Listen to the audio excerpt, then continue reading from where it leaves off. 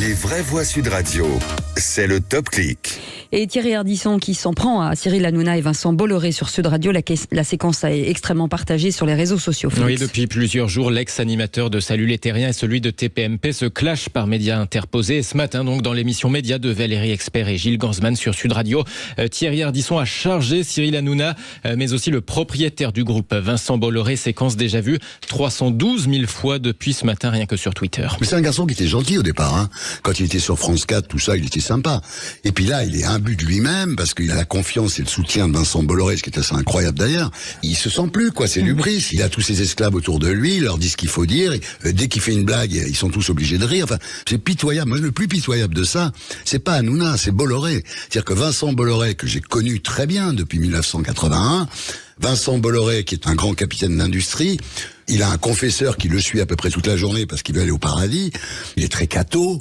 Comment Vincent Bolloré peut subventionner cette merde tous les jours? Enfin, je veux dire, c'est ça la vraie question. Tout le monde s'en prend à Hanouna. C'est pas à Hanouna qu'il faut s'en prendre, c'est à Bolloré. Mais personne n'a le courage de s'en prendre à Bolloré. Voilà, ambiance. Pour rappel, Thierry Ardisson a officié pendant quelques années dans le groupe Bolloré sur Canal+, dans Salut les Terriens. Alors hier soir, dans sa propre émission sur C8, Cyril Hanouna avait consacré une demi-heure au sujet Thierry Ardisson avec des amabilités du genre « Quand on n'est plus dans le coup, faut aller planter des poireaux dans son jardin ».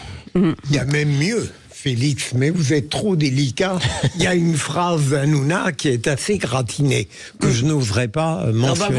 Ça sent un peu la vengeance. On va rester sur notre forme. Je dis ça sent un peu la vengeance, en fait. Entre les deux. Mais franchement, ça intéresse quelqu'un, ces histoires. Moi, ça me passionne. Non, mais ce que je veux dire, c'est que je trouve que c'est tellement dommage, moi je trouve tout ça.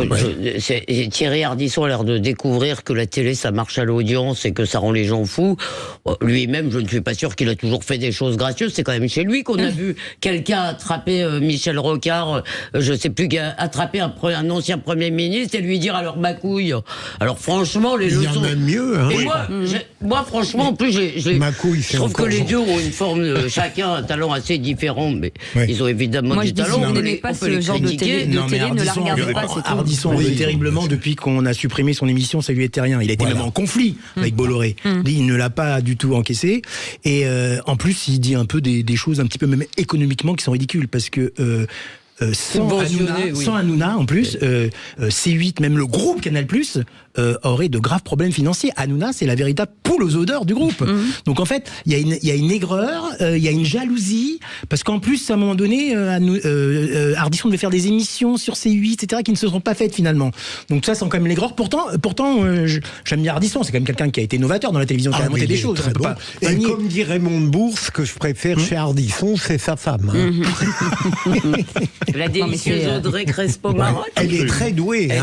Non, mais en tout cas, qu'on aime ou on n'aime pas, Thierry Ardisson et Cyril Hanouna, c'est deux talents en Suisse, que vous aimiez ou pas. Voilà, c'est à un moment donné, c'est comme ça. Et comme le dit, si vous n'aimez pas, vous ne les regardez pas. La grande Cécile de Ménibus, qui a dit, je pense une phrase définitive, si vous n'aimez pas une émission, personne ne vous oblige à la regarder. Il en faut pour tous les goûts. Absolument. Voilà. Donc, si vous le regardez, vous critiquez. Tous les dégoûts.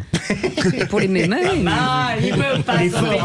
Il est bon là. Et je trouve que ça ne rend pas hommage à la télévision qui est déjà un peu en berne, je trouve, ces derniers temps. Mais bon, enfin après, voilà. on n'est pas obligé de rendre hommage à la télévision. On voit trop Stéphane. On a le droit de trouver que c'est une machine à décerveler aussi. Non, pas forcément. Il y a de très bons documentaires, il y a de très bonnes chaînes, il se passe plein de choses. Voilà, je trouve qu'il y en a pour tous les goûts. Quelqu'un qui regarde tous les matchs. Il faut arrêter de dénigrer la télévision parce que la télé, elle a fait moins mal, mais il m'a fait.